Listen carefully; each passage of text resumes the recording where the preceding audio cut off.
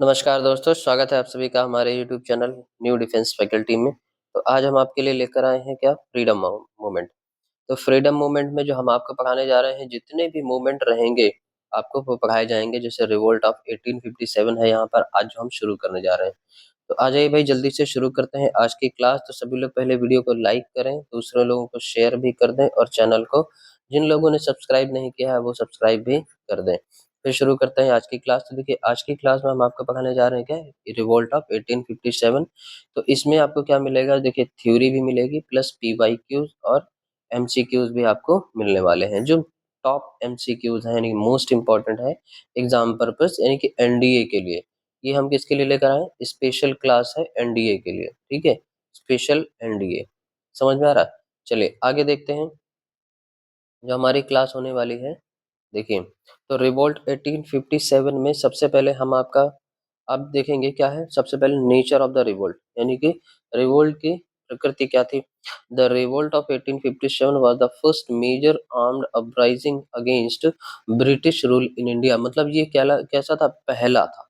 ये कैसा था, पहला ऐसा मूवमेंट था जो उठा था अगेंस्ट किसके, ब्रिटिशर्स के अगेंस्ट में उठा था। और इट वाज आर्म्ड मतलब इसमें हथियारों का उपयोग भी किया गया था, ठीक है। चलिए आगे देखते हैं। It is also called the first war of Indian independence. ये क्या कहलाता है, प्रथम स्वतंत्रता संग्राम यानी कि फर्स्ट इंडियन इंडिपेंडेंस यानी कि जिसे क्या कहा जाता है, प्रथम स्वतंत्रता संग्राम भी इसे कहा जाता है, ठीक है। समझ गए। चलिए अब बिगिनिंग ऑफ द रिवोल्ट में हम लोग देखेंगे। तो बिगिनिंग ऑफ द रिवोल्ट में क्या है, लाइक करें भाई वीडियो को सभी लोग जल्दी जल्दी फटाफट तुरंत, ठीक। देखिए वीडियो को क्या करें, लाइक करेंगे।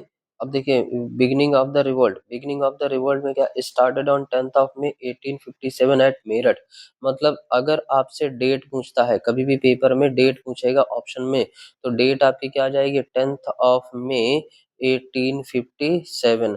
और कभी कभी प्लेस पूछता है कि कहाँ से शुरू हुआ, तो प्लेस हमारा क्या है, मेरठ। कहाँ से शुरू हुआ था, मेरठ से शुरू हुआ था, ठीक। अगला है इंडियन सोल्जर्स एंड सीपोइस। सीपोइस का मतलब क्या होता है, इंडियन सोल्जर्स, ठीक है, जो सिपाही लोग थे उनको कहा जाता है। रिवोल्टेड अगेंस्ट ब्रिटिश ऑफिसर्स, किसके विरोध में थे, ब्रिटिशर्स के विरोध में ये लोग खड़े हो गए, ठीक है।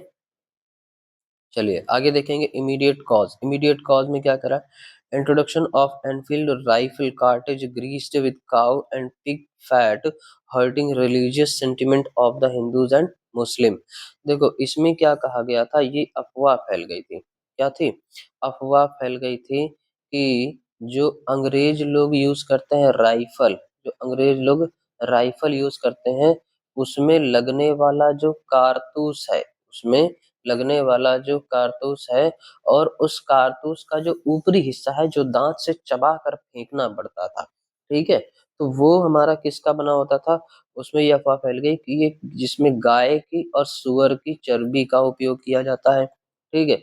जब ऐसा लोगों ने सुना तो भाई हिंदू धर्म में गाय और मुस्लिम धर्म में सुअर, ये दोनों क्या हो, एक एक दूसरे के फेवरेट होते हैं, ठीक। जैसे गाय हमारी माता है, ठीक, गाय को किसका, माता का दर्जा दिया गया है हमारे हिंदू धर्म में। अब उसकी चर्बी हम लोग मुंह से थोड़ी ना लगा सकते हैं, उसका मांस कैसे खा सकते हैं, नहीं खा सकते, ठीक। अब ये बात जो है हर्टिंग रिलीजियस सेंटिमेंट्स यानी कि लोगों के सेंटिमेंट्स यानी कि लोगों की भावनाओं को, जो हिंदू और मुस्लिम थे उनकी भावनाओं को बहुत ज्यादा आहत हुआ। यानी कि उनकी भावनाओं को क्या ठेस पहुंची, क्या पहुंची, ठेस पहुंची उनकी भावनाओं को। इसलिए जो है यही क्या कहलाता है, इमीडिएट कॉज कहलाता है। इसलिए उन लोगों ने क्या किया, अंग्रेजों के खिलाफ बिगुल छोड़ दिया, अंग्रेजों के खिलाफ क्या किया, आंदोलन छेड़ दिया, ठीक। नहीं, उन्होंने ये कहा कि भाई हम जो है सब कुछ बर्दाश्त कर सकते हैं, लेकिन जो कारतूस में लगने वाला जो सुअर की चर्बी है और जो और गाय की चर्बी, ये सब हम कभी भी बर्दाश्त नहीं कर सकते हैं, ठीक। तो यही क्या था मेन कॉज, तो मेन कारण यही था। आगे देखते हैं अगला क्या है। अगला देखेंगे क्या, पॉलिटिकल कॉजेस। पॉलिटिकल कॉजेस में क्या आ जाएगा, जैसे doctrine of lapse by Lord Dalhousie. अब जो भैया लॉर्ड डलहौजी थे, उन्होंने क्या किया था, डॉक्ट्राइन ऑफ लैप्स मतलब हड़प नीति चालू की थी, ठीक है। क्या चालू की थी, हड़प नीति। हड़प नीति में क्या होता था, मान लीजिए कोई भी रियासत है, कोई भी, पहले भारत में क्या थे, रियासतें हुआ करती थी। रियासत का जो राजा है उस राजा का अगर कोई भी पुत्र नहीं है, ठीक है, तो उसने ये नीति बना दी थी, यह क्या बना दिया था, नियम बना दिया था, ऐसी घोषणा कर दी थी कि अगर राजा का पुत्र नहीं है तो क्या होगा, उसका राज्य जो है किसके द्वारा, किसके अंडर में चला जाएगा, अंग्रेजों के अधीन हो जाएगा। किसके अंग्रेजों के अधीन चला जाएगा, मतलब राजा के मरने के बाद। इसके बाद में अगला पॉइंट क्या कह रहा है, annexation of Indian states like Jhansi, Satara, Nagpur, unjust treatment of Indian rulers, यानी कि ये सब क्या हो गया, झांसी, सतारा और नागपुर को भी क्या किया गया, इंडियन स्टेट से, यानी कि ये अंग्रेजों के में विलय कर दिया गया, अंग्रेजों ने इसको ले लिया। ठीक, अगला पॉइंट देखेंगे, पांचवा पॉइंट हमारा क्या है, इकोनॉमिक कॉजेस। अब इकोनॉमिक कॉजेस की बात करें, इकोनॉमिक कॉजेस में क्या, हैवी लैंड रेवेन्यू पॉलिसीज, मतलब अत्यधिक भूमि कर को बढ़ा देना, अत्यधिक भूमि कर को बढ़ा देना, लगने वाला जो टैक्स था, यानी कि लैंड रेवेन्यू, ठीक है, उसको क्या कर दिया गया, बढ़ा दिया गया। मतलब ये कहने का था अंग्रेजों का कि आपकी फसल होती है या नहीं होती है, फसल हो या ना हो, ठीक है, आपको जो कर होगा वो उतना ही देना पड़ेगा, कर में कोई भी माफी नहीं चलेगी। ठीक, अगला है destruction of Indian industries and handicrafts.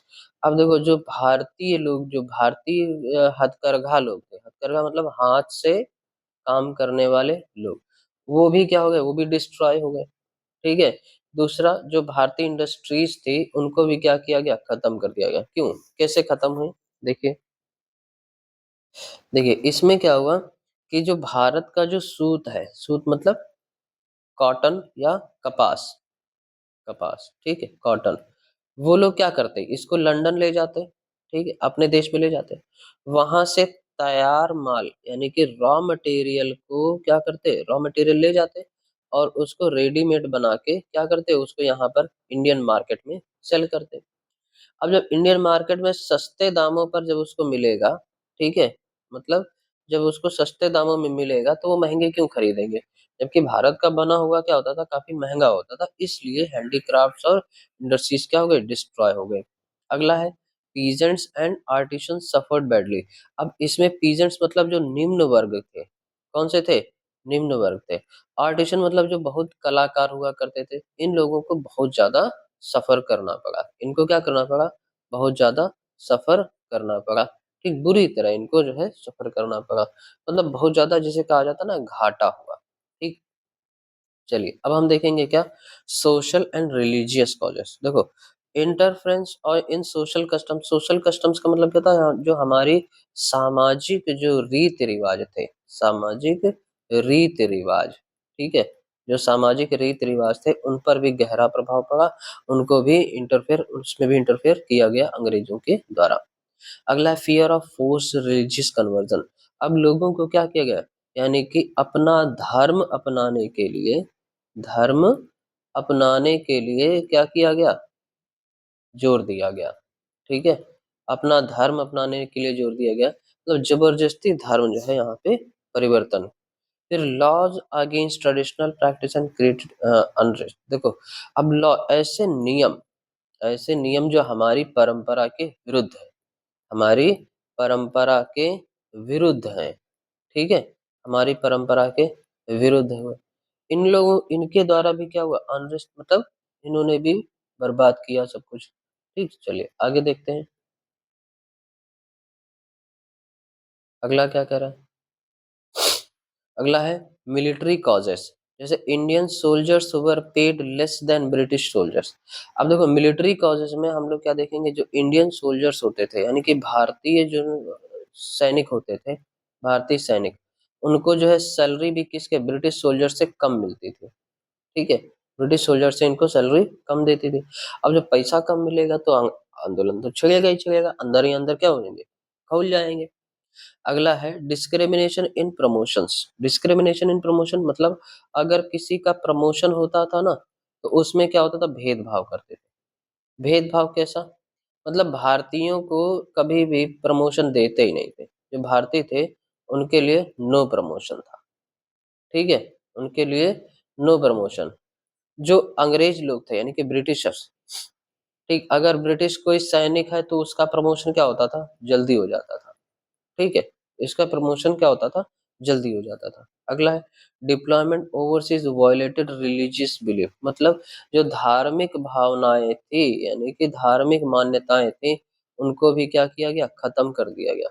उनको भी क्या किया गया, खत्म कर दिया गया।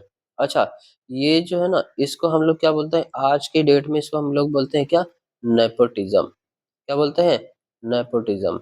जिससे हिंदी में बोलते हैं क्या, भाई भतीजावाद। क्या बोलते हैं इसको, भाई भतीजावाद, कि पहले अपना आदमी कोई जाएगा अंदर, इसके बाद में ही हम क्या करेंगे, उसको आगे बढ़ाएंगे। ठीक, अब हम देखते हैं क्या इसमें, इंपॉर्टेंट लीडर्स। ठीक है, इंपॉर्टेंट लीडर्स में हम लोग देखते हैं क्या क्या आ जाएगा। देखिए, इंपॉर्टेंट लीडर्स में जैसे बहादुर शाह जफर थे, वो कहाँ से थे, दिल्ली से देख रहे थे इस आंदोलन को। रानी लक्ष्मीबाई ने कहाँ से देखा था इसको, झांसी से। कुंवर सिंह ने बिहार से। नाना साहेब कानपुर से। बेगम हजरत महल लखनऊ से। ठीक है, तो इन लोगों ने क्या किया था, ये सबसे ज्यादा मोस्ट इंपॉर्टेंट है टॉपिक, ये जो है ये पूछा जाता है। ठीक है, कहाँ से कौन जुड़ा हुआ था, समझ गया। जैसे मेरठ से शुरुआत हुई थी, मेरठ से जहां से शुरुआत हुई थी, स्टार्ट हुआ था, वहां पे कौन था, वहां पे कौन थे, मंगल पांडे। कौन थे वहां पे, मंगल पांडे जी ने वहां से क्या किया था, नेतृत्व किया था। अब देखते हैं इसके सेंटर्स ऑफ रिवोल्ट। सेंटर्स क्या क्या थे, ठीक है, सेंटर्स कौन कौन से थे, जैसे दिल्ली, कानपुर, लखनऊ, झांसी, ग्वालियर, बरेली, मेरठ से ये क्या हुआ था, शुरू ही हुआ था। ठीक है, चलिए इसके मेन सेंटर्स जो थे यही थे। अगला देखते हैं, failure of revolt. Failure of revolt, revolt यानी कि जो आंदोलन है उसको हारने का कारण, फेल होने का क्या कारण है, लैक ऑफ यूनिटी। सबसे पहले एकता की कमी थी लोगों में, क्या थी, ये लोग एक नहीं थे, एकता की कमी। कॉमन लीडरशिप, अब लीडरशिप क्या थी, लीडरशिप भी अलग अलग जगह से अलग अलग तरह की थी, इसीलिए क्या होगा, ये फेल हो गए। ठीक है, चलिए, limited sources and poor planning. अब जो इनकी प्लानिंग थी वो भी क्या थी, एकदम बिल्कुल बकवास टाइप थी, मतलब बहुत ज्यादा कमजोर हुआ करती, जैसी उस समय में उनकी परिस्थितियां थी वैसा उन्होंने किया था। ठीक, अगला देखिए, लिमिटेड रिसोर्सेस का मतलब होता है उनके पास जो साधन थे वो क्या थे, सीमित थे। ठीक है, साधन क्या थे, सीमित हुआ करते थे। No support from many Indian rulers. अब जो बहुत सारे ऐसे राजा थे, रियासत के लोग थे, उनका भी सपोर्ट यहाँ पर किसी को भी नहीं था, उनका भी सपोर्ट क्या था, किसी ने भी इनका सपोर्ट नहीं किया। अगला देखते हैं, रिजल्ट्स एंड इम्पैक्ट। अब इसका रिजल्ट की बात करते हैं तो इसका रिजल्ट क्या निकला था, देखिए, रिजल्ट की बात करें, end of east India companies rule. अब यहाँ पे जो ईस्ट इंडिया कंपनी का रूल था वो क्या हो गया, खत्म। ईस्ट इंडिया कंपनी खत्म कर दी गई यहाँ से। ठीक, power transfer to the British crown 1858। अब 1858 में डायरेक्टली पावर किसको डिफाइन, किसको जो ट्रांसफर हो गई, ब्रिटिश क्राउन को, यानी कि ब्रिटिशर्स को। ब्रिटिश क्राउन मतलब वहाँ के महारानी को। ठीक है, अगला है इंडियन आर्मी रीऑर्गेनाइज। अब फिर से जो है इंडियन आर्मी को बनाया गया, रीऑर्गेनाइज किया गया, मतलब फिर से जो है इनको नए नए सोल्जर्स भर्ती किए गए। अगला है beginning of British government rule in India. अब यहाँ से जो है शुरू होता है क्या, ब्रिटिश गवर्नमेंट रूल, यहाँ से शुरू होता है, स्टार्ट फ्रॉम हेयर। ठीक है, यहाँ से लोगों ने क्या किया था, गुलाम बनाना शुरू किया था। अच्छा, आपको एक बात बता दें, जो हमारी रानी लक्ष्मीबाई थी, ठीक है, रानी लक्ष्मीबाई, देखिए, इन्होंने क्या किया था, इन्होंने अंग्रेजों को 99% तक क्या किया था, आउट कर दिया था बाहर से, यानी बाहर भगाने में पूरा योगदान दिया था, समझ गए। लेकिन अगर जो ब्रिटिशर्स यहाँ पर रुके थे तो सिर्फ एक बात पे रुके थे, यहाँ पर देखा था क्या, डिस्क्रिमिनेशन बहुत ज्यादा है। क्या है, डिस्क्रिमिनेशन जो है बहुत ज्यादा है लोगों के अंदर, जिसे कहा जाता है भेदभाव। अब भेदभाव किसको लेकर, वर्ण व्यवस्था, वर्ण व्यवस्था को लेकर जो है सबसे ज्यादा भेदभाव था। अब वर्ण व्यवस्था क्या होती है, वर्ण व्यवस्था में जैसे चार होते हैं ना, ब्राह्मण, ठीक है, क्षत्रिय, वैश्य और शूद्र। ठीक है, ब्राह्मण, क्षत्रिय, वैश्य, शूद्र, इन चारों लोगों को जब अंग्रेजों ने जाना कि भाई ये लोग क्या करते हैं, इनको तो दबाते रहते हैं, ठीक है। अब जो है इसी वजह से अंग्रेज पहले इनसे मिले फिर इनसे मिले, अब बीच वालों को क्या किया, भड़का भड़का दिया, ठीक। तो इस वजह से पूरी कॉन्स्पिरेसी इन्होंने रच दी और अंग्रेजों ने इस पर राज किया। अगला देखते हैं हम लोग टॉप एमसीक्यूज जो फ्रीडम मूवमेंट से पूछे जाते हैं। सबसे पहले देखेंगे क्वेश्चन नंबर फर्स्ट क्या करा, the revolt of 1857 began at Delhi, Kanpur, Meerut, Barrackpore. देखिए तो ये कहाँ से शुरू हुआ था, आंसर नंबर सी इसका मेरठ हो जाएगा। यहाँ पे नेता कौन थे, मंगल पांडे थे। कौन थे, मंगल पांडे ने यहाँ से नेतृत्व किया था और यहाँ से मंगल पांडे ने इसकी शुरुआत की थी, ठीक है, ऑप्शन नंबर सी। अगला देखेंगे, अगला क्वेश्चन क्या कह रहा है। अगला क्वेश्चन है, देखिए, who is regarded as the first spark of the revolt 1857, मतलब पहली चिंगारी जो थी वो किसने लगाई थी, पहली चिंगारी जो थी वो किसने लगाई थी, रानी लक्ष्मीबाई, नाना साहेब, कुंवर सिंह, मंगल पांडे। भैया मंगल पांडे, मंगल पांडे कहाँ से थे, ये मेरठ से थे, तो भूलना मत मेरठ से। स्टार्ट कब हुआ था, 10 मई 1857 को ही ये क्या हुआ था, स्टार्ट हुआ था ये आंदोलन, ठीक है। चलिए आगे देखते हैं अगला क्वेश्चन। अगला क्वेश्चन क्या कह रहा है, अगला क्वेश्चन है, the policy responsible for annexation of Indian states was, यानी कि जो पॉलिसी लगाई गई थी वो कौन सी थी, subsidiary alliance, doctrine of lapse, permanent settlement, ryotwari system. नहीं, तो इसका ऑप्शन क्या हो जाएगा, बी, यानी कि डॉक्ट्राइन ऑफ लैप्स। ये किसने लागू किया था, लॉर्ड डलहौजी ने। किसने, लॉर्ड डलहौजी ने ये हड़प नीति लागू की थी, ठीक। चलिए अगला क्वेश्चन देखेंगे।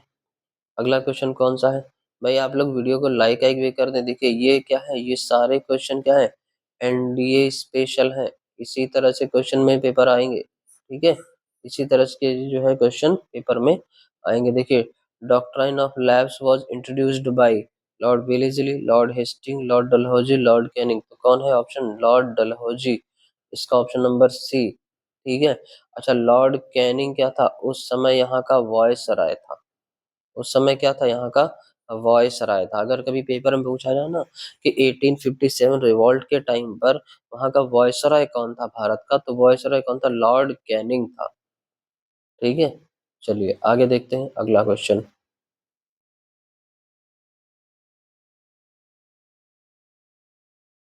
अगला क्वेश्चन क्या कह रहा है, who was declare as the emperor, who was declared the emperor of India by the rebels। Rebels के ने किसको जो है, यानी कि बागी, रेबल्स मतलब होता है बागी या फिर विद्रोह या क्रांतिकारी, क्रांतिकारियों ने किसे एम्परर ऑफ इंडिया घोषित किया था। जैसे ऑप्शन में क्या है, नाना साहेब, बहादुर शाह जफर, कुंवर सिंह या फिर टीपू सुल्तान।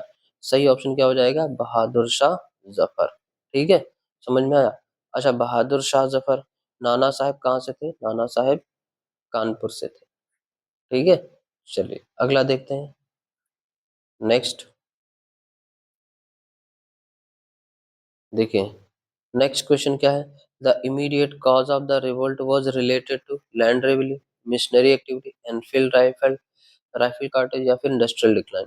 देखिए इसका जो है इमीडिएट कॉज हमने क्या आपको बताया था, एनफील्ड राइफल कार्टेज, यानी कि कारतूस में सुअर की या गाय की चर्बी का प्रयोग करना, कारतूस में गाय या सुअर,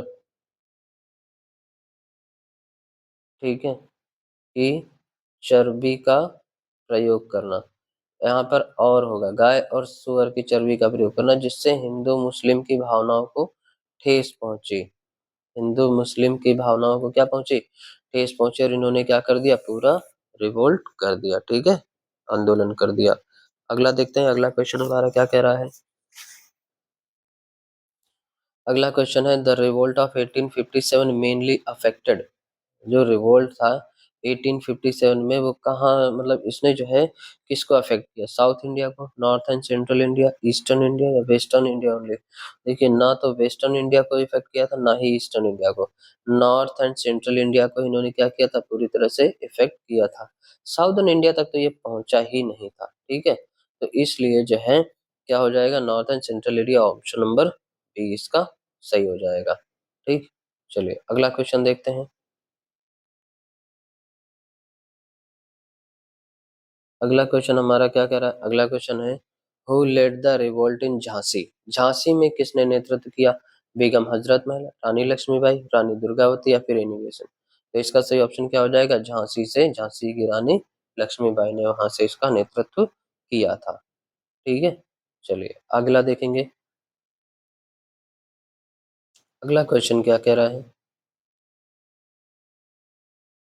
अगला क्वेश्चन है, Nana Sahib the led the revolt at, मतलब नाना साहेब ने कहाँ से रिवोल्ट का नेतृत्व किया था? लीडर कहाँ के थे? नाना साहेब कहाँ के लीडर थे? लखनऊ, झांसी, कानपुर, ग्वालियर? ये इसका सही ऑप्शन क्या है? कानपुर। बाकी सारे क्या हो जाएंगे? गलत हो जाएंगे। ठीक है, चलिए देखिए, अब लखनऊ से कौन थे? बेगम हजरत महल। ठीक है, बेगम हजरत महल कहाँ से थे? लखनऊ से। झांसी से रानी लक्ष्मीबाई, रानी लक्ष्मीबाई। ठीक, कानपुर से कौन था? कानपुर से तात्या टोपे एंड नाना साहेब, तात्या टोपे एंड नाना साहेब। ठीक है, चलिए, और ग्वालियर से कौन थे? ग्वालियर से राव साहब थे, ग्वालियर से राव साहब थे। ठीक है, देखिए कभी कभी पेपर में आपको तात्या टोपे दे दिया जाएगा, नाना साहब नहीं दिया जाएगा, तो ऑप्शन क्या हो जाएगा? ऑप्शन सी ही रहेगा, चेंज नहीं होगा। चलिए बढ़ते हैं अगले क्वेश्चन की तरफ। अगला क्वेश्चन क्या कह रहा है? अगला क्वेश्चन है हमारा, जैसे the leader of the revolt इन बिहार, बिहार में कौन थे? बख्त खान, कुंवर सिंह, तात्या टोपे या फिर लाला लाजपत राय? इसका सही ऑप्शन क्या हो जाएगा हमारा? कुंवर सिंह थे। कौन थे? कुंवर सिंह। तात्या टोपे कहाँ से थे? कानपुर से। ठीक है, समझ में आया? चलिए आगे देखते हैं अगला क्वेश्चन।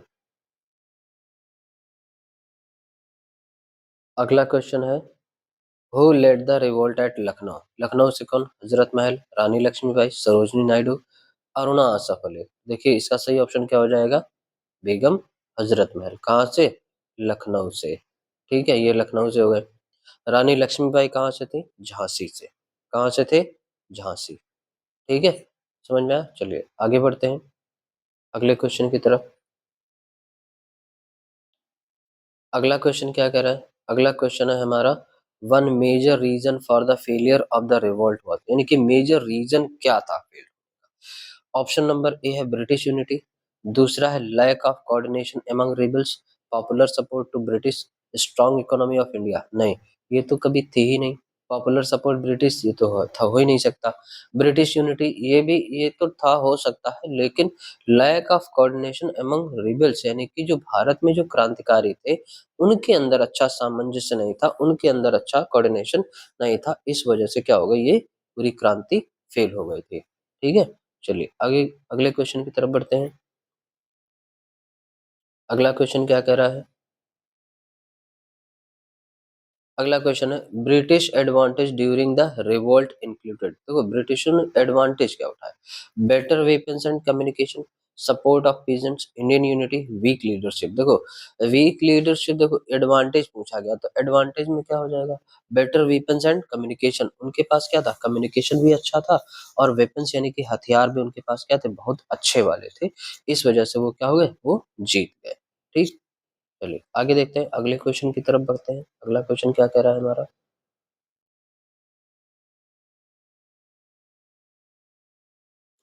नेक्स्ट क्वेश्चन है, which historian called the revolt 1857 the first war of independence? देखो किसने कहा था कि 1857 का जो रिवोल्ट था वो क्या था? फर्स्ट था। ठीक है, क्या था? फर्स्ट,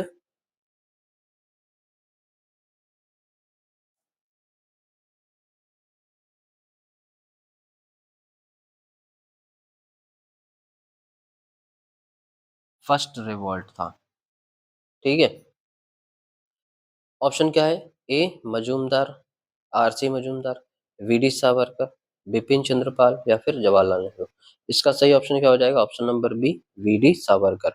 वी डी सावरकर ने ऐसा कहा था कि ये क्या है? ये फर्स्ट रिवॉल्यूशन है। ठीक है, first war of Indian independence है। ठीक, चलिए आगे देखते हैं अगला क्वेश्चन। अगला क्वेश्चन क्या कह रहा है? अगला क्वेश्चन है, after the revolt rule of India was transfer to. जो रिवॉल्ट था तो रूल ऑफ इंडिया किसको ट्रांसफर किया गया? ईस्ट इंडिया कंपनी, इससे तो ले लिया गया था। ब्रिटिश पार्लियामेंट, ये भी नहीं है। ब्रिटिश क्राउन और इंडियन प्रिंसेस। इंडियन प्रिंसेस तो कभी भारत के प्रिंसेस को थोड़ी ना दिया गया था। सही ऑप्शन क्या हो जाएगा? British crown. ठीक है, तो इसका ऑप्शन नंबर सी हमारा सही हो जाएगा।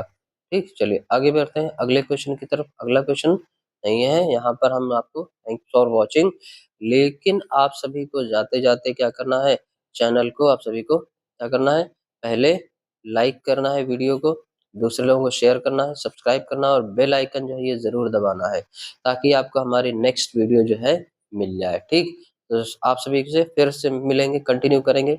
अब देखिए, अब आपको जैसे नॉन कॉपरेशन मूवमेंट है, ठीक है, सिविल डिसोबीडियंस मूवमेंट है, क्विट इंडिया मूवमेंट है, और भी हमारे जितने भी हैं, जैसे रॉलेट एक्ट भी पढ़ाएंगे यहाँ पे। तो जितने भी फ्रीडम मूवमेंट है वो सब हम आपके लिए लेकर आएंगे। ठीक है, चलिए तो बाकी मिलते हैं हम नेक्स्ट वन पे, कंटिन्यू करेंगे। जाने से पहले वीडियो को लाइक जरूर करें, शेयर करें, सब्सक्राइब करें चैनल को। Thank you class, bye bye, take care.